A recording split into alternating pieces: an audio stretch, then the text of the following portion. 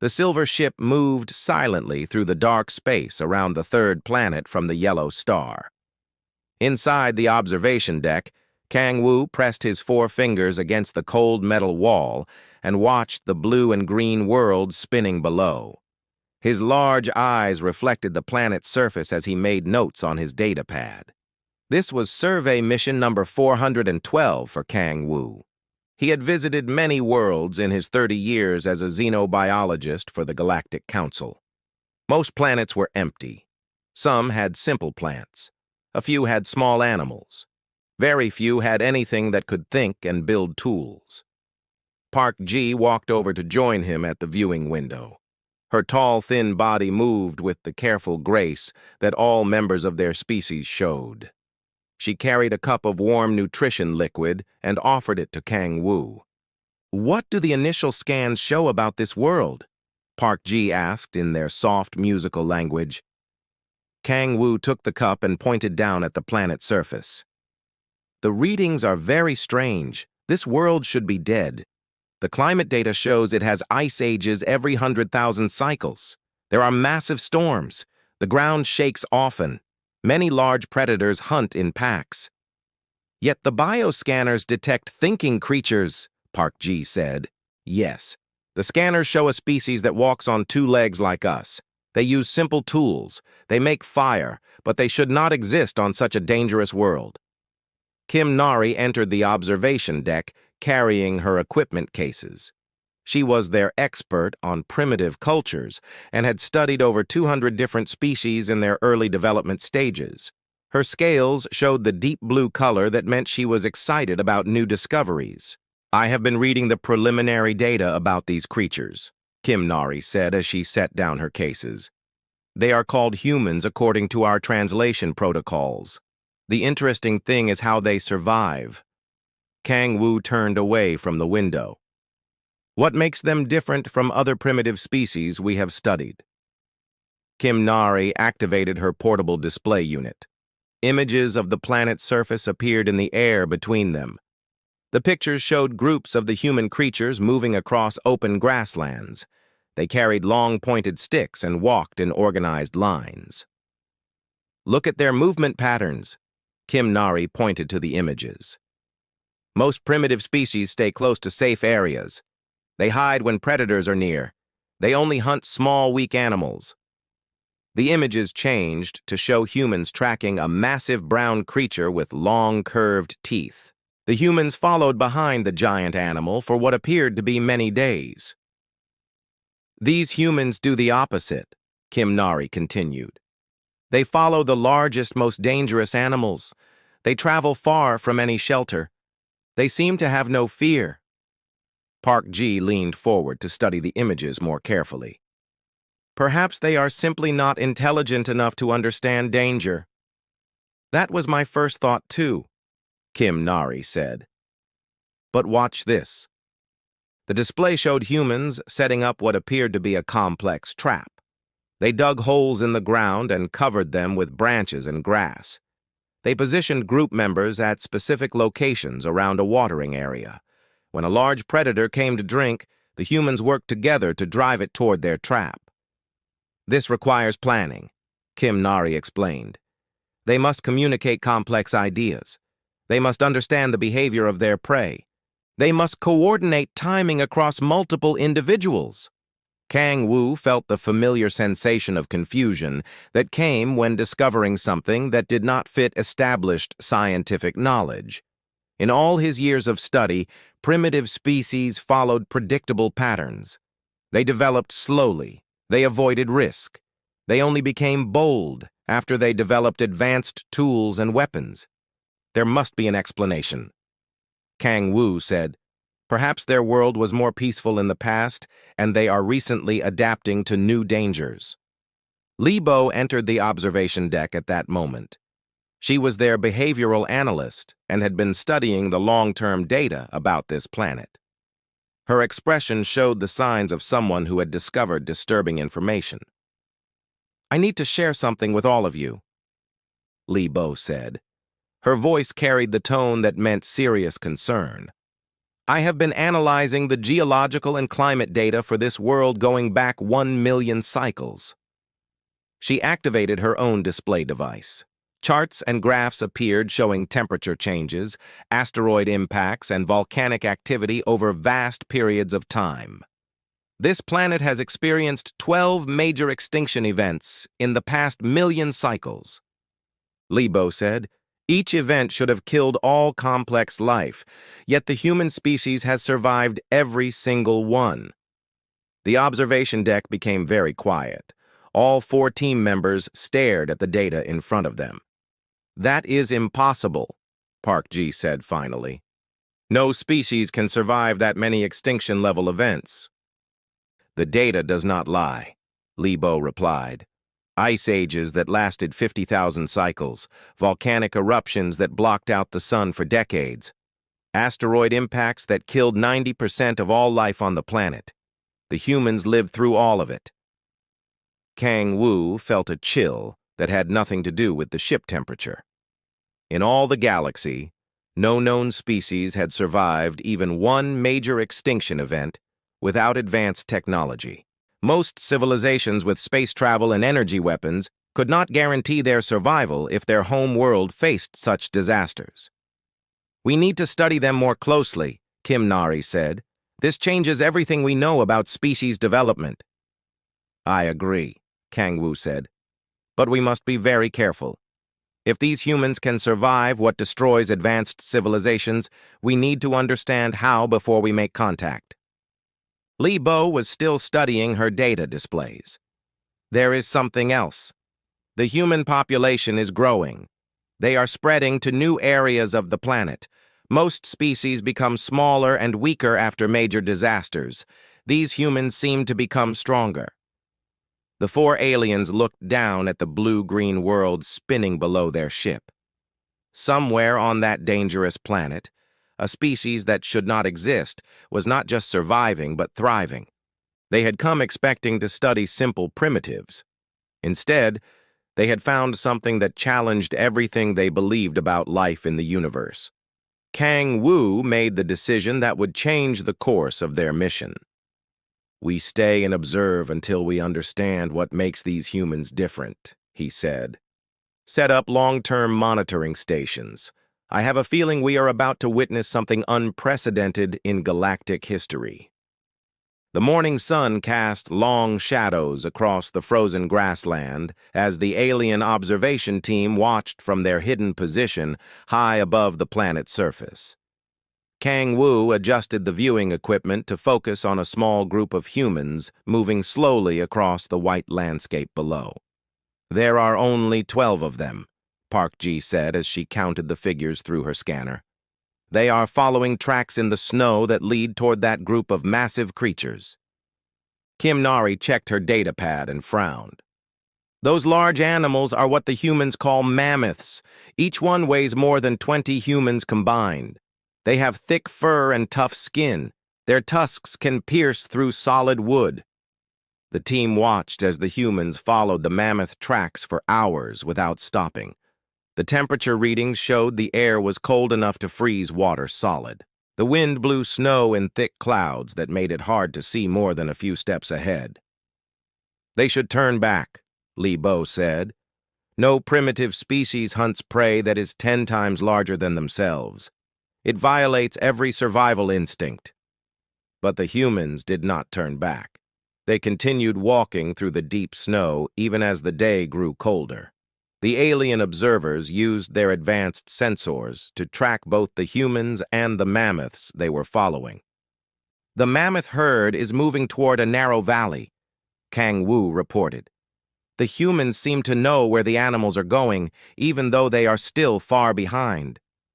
The lead human was a tall, strong male that the others clearly followed. His dark hair was tied back, and his skin was marked with scars from previous hunts. The team had started calling him Yun Tae based on their translation systems. Yun Tae stopped walking and gathered his group around him. He pointed toward different areas of the landscape and made gestures with his hands. The other humans nodded and separated into smaller groups. "What are they doing?" Park Ji asked. Kim Nari was recording everything with her equipment. It appears to be some kind of tactical planning. They are dividing their forces. That makes no sense, Li Bo said. 12 individuals against giant predators is already hopeless. Splitting into smaller groups makes it worse. The alien team watched in fascination as the human groups moved to different positions around the valley where the mammoths were heading. Some humans climbed to high ground. Others hid behind large rocks. A few continued following the main trail. They are setting up an ambush, Kang Wu realized. But how do they know the mammoths will come this way? Song Min had been silent during most of the observation. He was their combat specialist and had studied warfare tactics across hundreds of different species. Now he spoke up with concern in his voice. I have been running calculations on what we are seeing, Song Min said. The humans are positioning themselves to control the movement of much larger and stronger animals. This requires understanding of animal behavior, terrain advantage, and group coordination that most advanced species struggle with. The mammoth herd appeared at the far end of the valley just as the humans had predicted. There were 8 massive adults and 3 smaller young ones. Their curved tusks caught the sunlight as they moved slowly through the snow, searching for food under the frozen ground. The humans remained perfectly still in their hidden positions. Even with the alien team's advanced sensors, it was difficult to see where some of them were hiding. How long will they wait? Park Ji asked. Based on other primitive hunting patterns I have studied, they should attack within the next few minutes, Kim Nari replied. Most species cannot remain motionless for extended periods. But the humans did not attack. They waited as the mammoths moved deeper into the valley. They waited as the large animals began feeding on roots they dug from under the snow. They waited as the sun moved across the sky and afternoon became evening. This is impossible, Li Bo said. They have been in position for 8 hours without moving. Their body temperature should have dropped too low to function. Song Min was checking and rechecking his combat analysis systems. The tactical patience they are showing exceeds what I have seen from species with advanced military training. They are waiting for the perfect moment, even though they are cold, hungry, and facing overwhelming odds. Whoa! As darkness began to fall, one of the young mammoths wandered away from the main herd. It moved toward the area where Yun Tae was hidden. The human leader made a small hand signal that the aliens almost missed. Suddenly, the valley erupted with coordinated action. Humans appeared from hiding spots that the alien team had not even detected. They moved with swift precision toward the separated young mammoth. The adult mammoths immediately charged to protect their young one. This was exactly what the humans had been waiting for.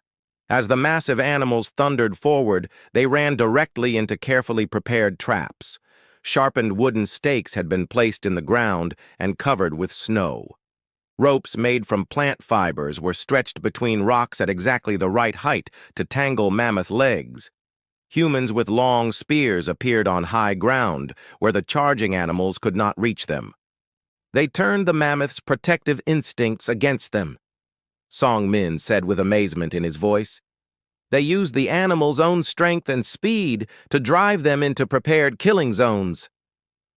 The battle was over quickly. The coordinated human attack brought down 2 adult mammoths and captured the young one alive. None of the humans were seriously injured despite facing animals that could have easily killed them all. Run the probability calculations again. Kang Wu ordered Song Min. Song Min worked with his analysis equipment for several minutes before responding. The statistical chance of success for this hunt should have been less than 1%. 12 primitives with simple weapons against 8 adult mammoths in open terrain. Every combat model shows this ending in human defeat. Yet they succeeded, Park Ji said. Not only did they succeed, Li Bo added while studying her behavioral data, they made it look easy. Look at their celebration behavior. They are not acting like survivors of a desperate battle. They are acting like this was a routine, successful hunt. The human team was indeed celebrating, but in a controlled way. They quickly began the work of processing their kill, separating meat, hide, and bones with practiced efficiency. Even their celebration showed tactical thinking as they posted guards and remained alert for other predators that might be attracted by the smell of blood. Kang Wu felt the same disturbing sensation he had experienced the day before. Everything they were observing violated the established rules of primitive species behavior. "We need to understand how they do this," he said to his team. "These humans are achieving the impossible through methods we do not recognize. If this is normal behavior for their species, we may be dealing with something completely unprecedented in galactic history." The ground beneath the alien observation ship shook violently as the massive volcano erupted on the far side of the continent. Kang Wu gripped his control station as alarms sounded throughout their vessel. Red warning lights flashed as the ship's systems detected dangerous levels of ash and toxic gases spreading through the atmosphere. "Emergency protocols are activating," Park Ji announced as she read the disaster assessment data. "The volcanic eruption is classified as extinction level. Ash clouds will block sunlight for at least 2 years. Surface temperatures will drop by 15 degrees. Most plant life will die within months." Kim Nari was frantically trying to locate the human settlements they had been studying. "I am scanning for the tribes we have been observing. The volcanic ash is making it difficult to get clear readings." Li Bo pulled up her behavioral analysis charts on the main display screen. "Based on patterns from similar disasters on other worlds, we should expect 90% population loss within the first year. The remaining survivors will be weak and scattered. Most species never recover from events like this." Song Min activated the long-range sensors to track the spreading disaster. "The ash cloud is moving faster than predicted. It will reach the main human settlements within 3 days. They have no warning and no time to prepare adequate shelter." The alien team watched helplessly as the gray cloud of death spread across the planet's surface below them. They had studied 12 different extinction events in the geological record, but this was the first time they would witness one happening in real time. "Should we attempt to make contact and warn them?" Park Ji asked. Kang Wu considered the question carefully. "Our protocols forbid interference with primitive species development. Even if we warned them, what could they do? They have no technology to protect themselves from this disaster." "Then we document another species extinction," Kim Nari said sadly. The first human settlement was engulfed by the ash cloud on the second day after the eruption. The alien sensors could no longer detect individual life signs through the thick gray atmosphere. Surface temperatures began dropping as the ash blocked more and more sunlight from reaching the ground. "All plant growth in the affected areas has stopped," Li Bo reported. "The humans' main food sources are dying. Large animals are already beginning to starve." 1 week after the eruption, the alien team prepared to file their preliminary extinction report. Every model predicted that the humans could not survive more than a month in the new conditions. The disaster was simply too severe for a primitive species to overcome. But on the 10th day, their sensors detected something unexpected. "I am reading organized movement through the ash clouds," Song Min announced. "Multiple groups of humans are traveling in coordinated patterns toward higher ground." Kim Nari adjusted her equipment to get clearer readings. "How is that possible? Visibility in those ash clouds is near zero. They should be lost and separated." The aliens watched in amazement as human groups from different settlements began converging on a series of cave systems in the mountains. Somehow they were navigating through conditions that should have made travel impossible. "They are using sound signals," Li Bo realized as she analyzed the audio data. "Listen to this." She played the recordings through the ship's speakers. Deep horn sounds echoed across the devastated landscape. The sounds came in complex patterns that repeated at regular intervals. "It is a communication system," Kim Nari said with excitement. "They are sending location and status information to each other using sound that can travel through the ash clouds." "But how did they develop this so quickly?" Park Ji asked. "The disaster happened only 10 days ago." Their questions were answered as they continued monitoring the human activities. The cave systems the humans were gathering in showed signs of previous preparation. Food supplies had been stored in sealed containers. Water sources had been identified and protected. Sleeping areas had been organized to maximize warmth and security. "They have been preparing for this type of disaster," Kang Wu said as the evidence became clear. "These preparations were made before the eruption happened." "That is impossible," Song Min replied. "Primitive species do not plan for events they cannot predict." But the evidence continued to accumulate. The humans had not just prepared for survival. They were actively adapting to the new conditions in ways that seemed to violate natural law. An elder human that the team designated as Bayek Su had emerged as a leader among the survivors. He was organizing work groups that ventured out into the ash storms to gather specific materials. They returned with strange black glass formed by the volcanic heat. "What are they doing with that volcanic glass?" Park Ji wondered. They soon found out. A young human male called Han Yul was experimenting with the volcanic glass to create new tools.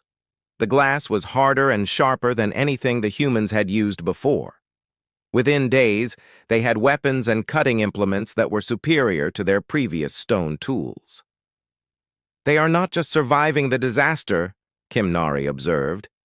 "They are using it to improve their technology." The adaptations continued to multiply. Humans learned to navigate by star patterns that were still visible above the ash clouds. They developed new hunting techniques that worked in the reduced visibility conditions. They created warming systems using controlled fires that burned efficiently in the low-oxygen environment. "This violates everything we know about disaster response," Li Bo said as she compiled her data. "Species are supposed to become weaker and more primitive during extinction events. These humans are becoming stronger and more advanced." 3 months after the eruption, the impossible became undeniable. Not only had the human population survived, it had actually grown larger. Groups that had never cooperated before were now working together. Knowledge and resources were being shared across tribal boundaries. Young-mi had joined the observation team as a specialist in environmental adaptation. Her analysis of the human changes was deeply disturbing. "What we are seeing should not be possible," Young-mi reported. "These humans adapt faster than species with millions of years of evolutionary development. They learn new survival skills in weeks that should take generations to develop." The humans were not just adapting individually. They were sharing successful adaptations across the entire population with impossible speed. When one group discovered a new food source, all groups knew about it within days. When someone developed a better tool design, the improvement spread to every settlement. "They are acting like a single organism with multiple bodies," Young-mi continued. "Information flows between them faster than our most advanced communication systems." As the first year after the eruption ended, the alien team faced a disturbing conclusion. The humans had not just survived an extinction-level disaster, they had used it as an opportunity to advance their civilization by hundreds of years. Kang Wu looked at the thriving human settlements that now dotted the mountainous regions. "We came here to study primitive survivors. Instead, we have discovered something that challenges our understanding of life itself." 2 years had passed since the great volcanic eruption, and the alien observation team continued to watch the impossible human recovery with growing unease. What should have been scattered groups of desperate survivors had become something far more disturbing. Kang Wu stood before the main display screen showing a map of human settlements across the recovering continent. Red dots marked each community, and glowing lines showed the connections between them. "The trade networks are expanding again," Kim Nari reported as she updated the display. "Humans from settlements that are hundreds of kilometers apart are now meeting regularly to exchange goods and information." Park Ji studied the movement patterns with confusion. How do they coordinate these meetings across such vast distances? They have no advanced communication technology. The answer came from an unexpected source. A human leader that the team had designated as O'Day had emerged from one of the mountain settlements and was traveling between different communities. Unlike other humans they had observed, O'Day did not carry weapons or hunting tools. Instead, he carried carefully crafted objects that seemed to have no practical survival purpose. "What is the significance of those decorative items he carries?" Song Min asked as they watched O'Day meet with leaders from another settlement. Li Bo had been analyzing the social interactions for weeks. "I believe they are symbols of agreement. Watch what happens during the meetings." The alien team observed as O'Day presented different carved objects to the settlement leaders. Each object was unique and appeared to represent different concepts or promises. When agreements were reached, the objects were exchanged between the groups. "It is a system of contracts," Li Bo explained. "These physical symbols represent complex social agreements between communities that may never see each other again." "But how do they remember what each symbol means?" Kim Nari asked. The answer came from another remarkable human that had caught the aliens' attention. A young woman called Lim So had developed something that should not have existed for thousands of years in human development. Lim So was creating permanent records using symbols carved into stone and wood. But these were not simple pictures. They represented complex ideas and instructions that other humans could read and understand. "She has invented writing," Youngmi said with amazement. "Proto-writing systems typically take civilizations millennia to develop. She has done it in less than 2 years." The implications were staggering. Lim So was not just keeping records for her own community. She was creating a standardized system that humans from different settlements could all understand. Knowledge about farming, tool-making, medicine, and survival techniques was being preserved and shared across the entire human population. "This changes everything about human development speed," Choi Bin said.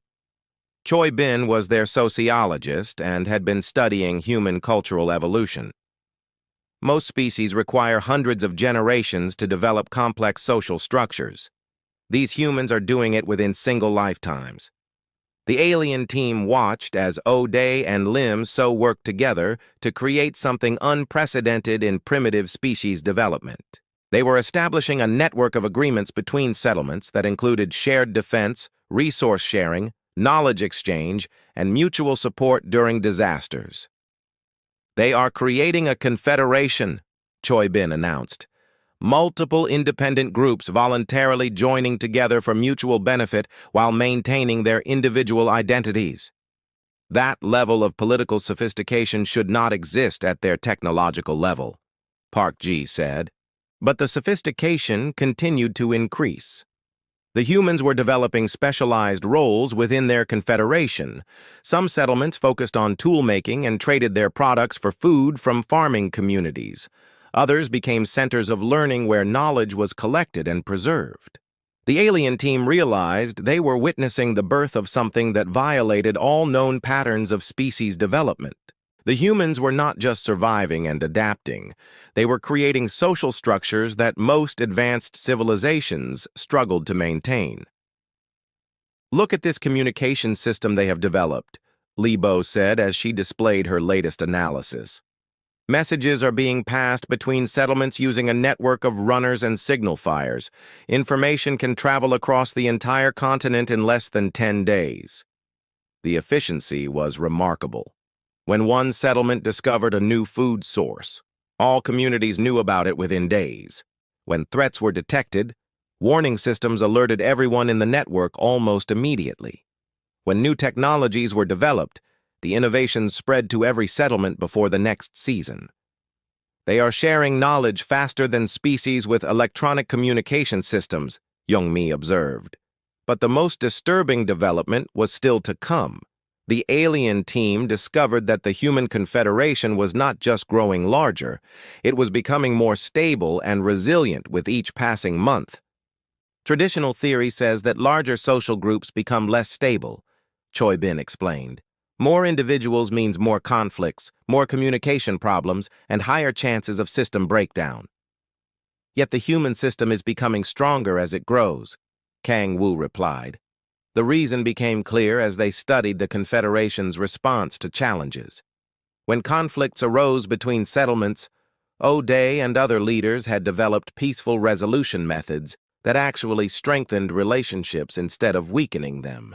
When resource shortages occurred, the network redistributed supplies so efficiently that no community faced serious hardship. When external threats appeared, the Confederation responded with coordinated defensive strategies that were far more effective than individual community defenses.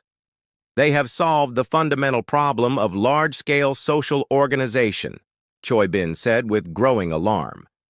They have created a system that becomes stronger and more stable as it grows larger. The aliens had studied hundreds of civilizations across the galaxy. Every advanced species had struggled with the same basic challenge. As societies grew larger and more complex, they became harder to manage and more likely to collapse. Wars, resource conflicts, and communication breakdowns destroyed most civilizations before they could achieve interstellar travel. These humans have solved in 2 years what most species never figure out, Choi Bin continued. They have created a scalable social system that maintains stability while promoting innovation and growth. The implications were terrifying. If humans could organize themselves this effectively at a primitive technological level, what would they become when they developed advanced tools and weapons? Kang Wu made a decision that would change the nature of their mission.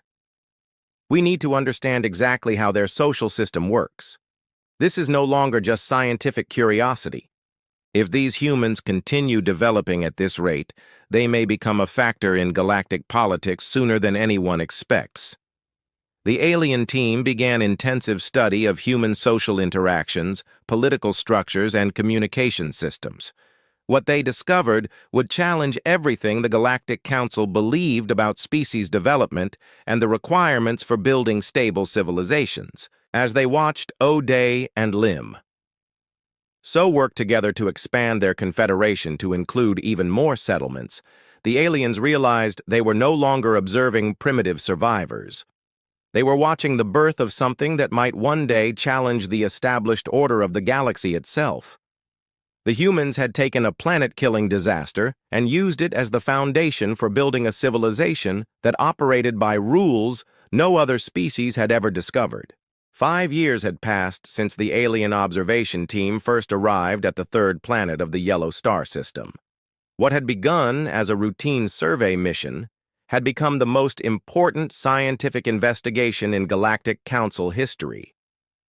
Kang Wu stood in the expanded research facility they had built in orbit, surrounded by data that challenged everything known about species evolution. The final deep core samples have arrived from the planet's surface, Namjoon announced as he entered the laboratory. Namjoon was their paleontologist and had been conducting the most comprehensive archaeological study ever attempted on a primitive world. What do the geological layers reveal? Kang Wu asked. Namjoon activated the holographic display system, and 3-dimensional images of rock layers appeared in the center of the room. Each layer was marked with different colors, showing the passage of millions of years.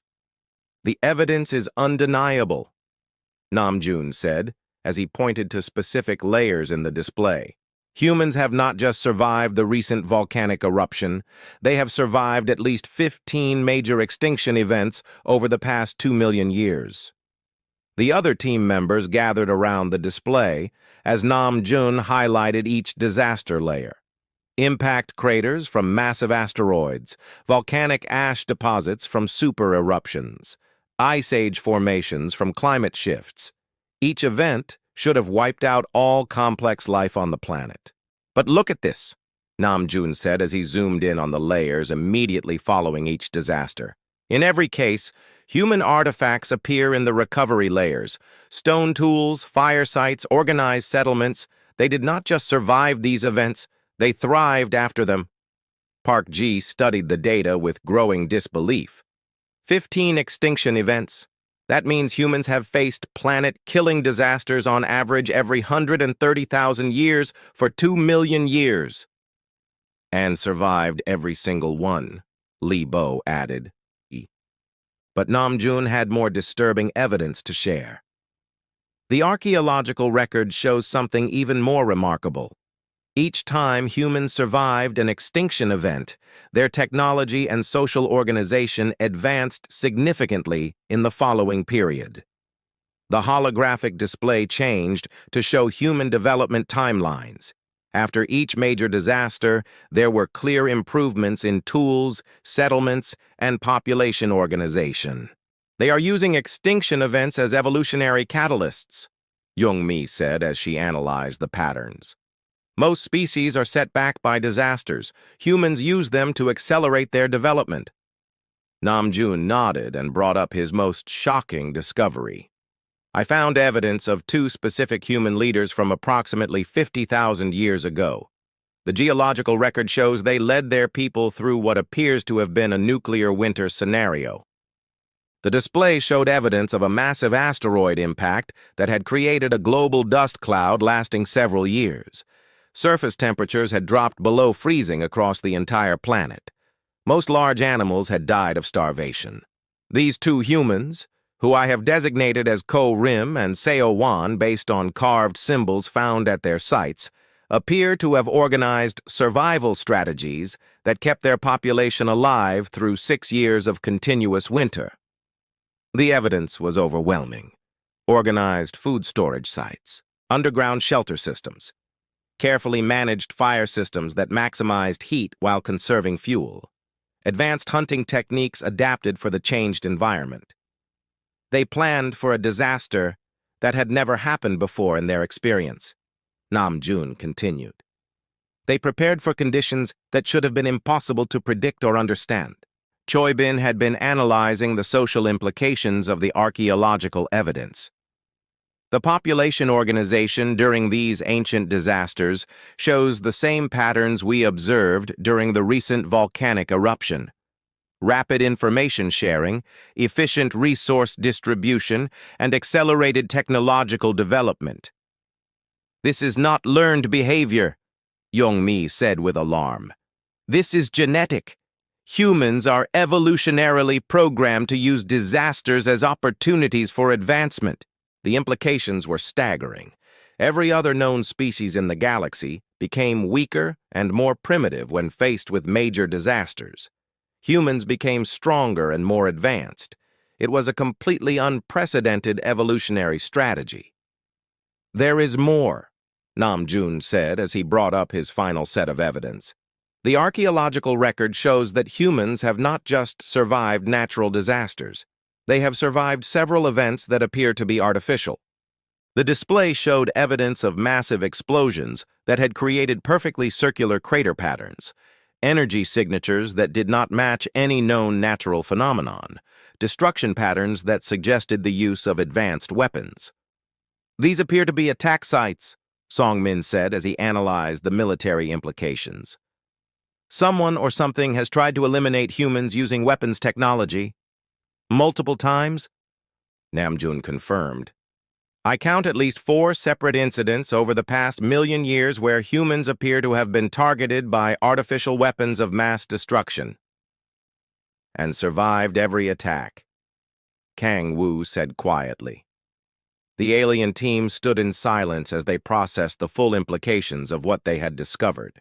Humans were not just unusually tough survivors. They were a species that had been repeatedly targeted for elimination by unknown forces and had not only survived but grown stronger from each attack.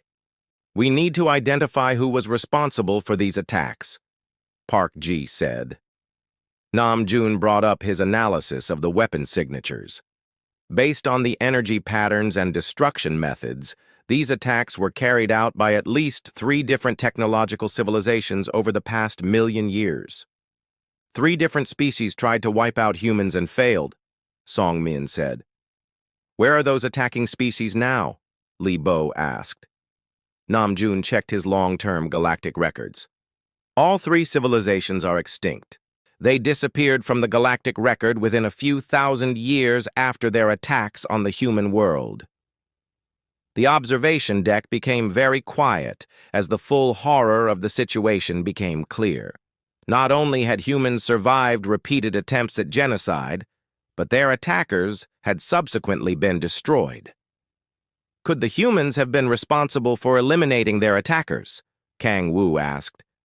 Impossible, Song Min replied. Humans have never developed space travel technology. They could not have reached other worlds to carry out revenge attacks. Unless, Youngmi said slowly, they did not need to leave their planet to eliminate threats. She brought up her analysis of human adaptation patterns. Every time humans face a major challenge, they develop new capabilities that exceed what should be possible for their technological level. What if surviving attacks from advanced civilizations caused them to develop defensive capabilities we have not yet detected? The team realized they might be dealing with something far more dangerous than an unusually resilient primitive species. They might be observing a species that had already defeated multiple advanced civilizations without ever leaving their home world. We need to recommend immediate Galactic Council intervention, Park Ji said. No, Kang Wu replied firmly. First, we need to understand exactly what we are dealing with. If humans have already destroyed 3 advanced civilizations, we need to know how they did it before we risk becoming the 4th. The alien team prepared for the most dangerous phase of their mission. They would have to discover how a primitive species had repeatedly defeated technologically superior civilizations while pretending to be simple survivors on a dangerous world. The final report transmission to the Galactic Council was scheduled to begin in 1 hour. Kang Wu sat alone in his private quarters, reviewing the data that would change the course of galactic history. 7 years of observation had revealed truths that challenged everything the galaxy believed about primitive species and the nature of civilization itself. A soft chime indicated someone was requesting entry to his quarters. Park Ji entered carrying a sealed data container marked with the highest security classifications. The final analysis is complete, she said as she handed him the container. All team members have confirmed their findings. We are ready to transmit our conclusions to the Council. Kang Wu opened the container and reviewed the summary document one final time. Species designation, human threat level, galactic priority. 1. Recommended action, immediate continuous monitoring contact.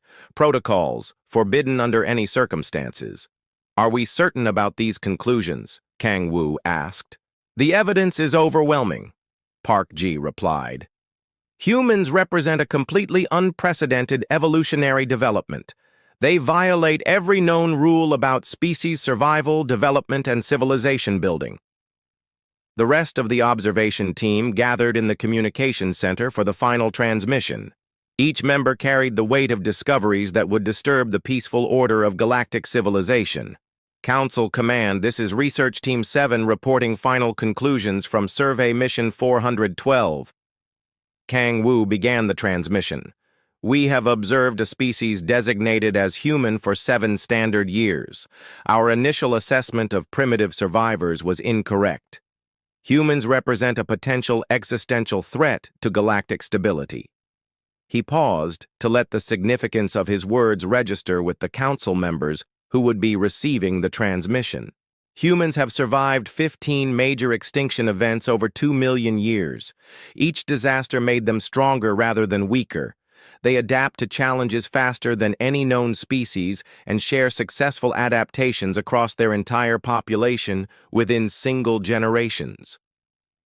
The data streams began transmitting the archaeological evidence, behavioral analysis, and technological assessments that supported their conclusions.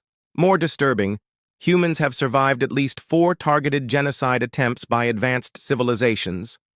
All 3 attacking species are now extinct, while humans continue to develop and expand. Kim Nari stepped forward to add her cultural analysis. Human social development violates all known patterns. They have created stable large-scale organizations without the technological infrastructure that other species require. Their confederation system becomes stronger as it grows larger. Song Min presented his military assessment. Human tactical capabilities exceed what should be possible for their technological level. They routinely achieve victory against overwhelming odds through coordination, persistence, and strategic thinking that surpasses advanced military systems. Li Bo added her behavioral conclusions. Humans do not just survive challenges. They actively seek out and overcome obstacles that other species would avoid. They appear to be evolutionarily programmed to turn adversity into advancement. The most disturbing evidence came from Namjoon's archaeological discoveries. The geological record shows that humans have been systematically eliminating competing species on their world for millions of years. They did not evolve in an empty environment. They created an empty environment by outcompeting or destroying everything else. Young Mi presented the environmental analysis that had kept the team awake for months. Humans are not adapted to their world. Their world is adapted to them. They have been systematically reshaping their planet's ecosystem to suit their needs for geological time periods. The implications are clear. Kang Wu continued the transmission. If humans achieve space travel technology, they will represent an unprecedented threat to galactic civilization. Their combination of adaptive capability, social organization, tactical brilliance, and aggressive expansion patterns makes them potentially unstoppable. The alien team had discovered something that no species in galactic history had ever encountered. A civilization that became stronger through adversity, that turned every challenge into an opportunity for advancement, and that had already demonstrated the ability to eliminate advanced technological civilizations despite being primitive themselves. Our recommendation is immediate establishment of permanent monitoring stations around the human world. Under no circumstances should any galactic civilization attempt direct contact until we understand how humans eliminated their previous attackers. As the transmission concluded, the observation team prepared for their final duty on the human world. They would establish the monitoring stations that would watch humanity for the next several thousand years. But as they worked, they were unaware that they had already been detected. On the planet's surface below, a young human child named Park Hyun was playing near the crash site of an ancient alien probe. The probe had been damaged during one of the prehistoric attacks on humanity and had lain buried for 50,000 years. Park Hyun found pieces of strange metal among the rocks. The metal was unlike anything humans had seen before. It was lighter than stone, but stronger than wood. It could be shaped when heated, but became harder than any natural material when cooled.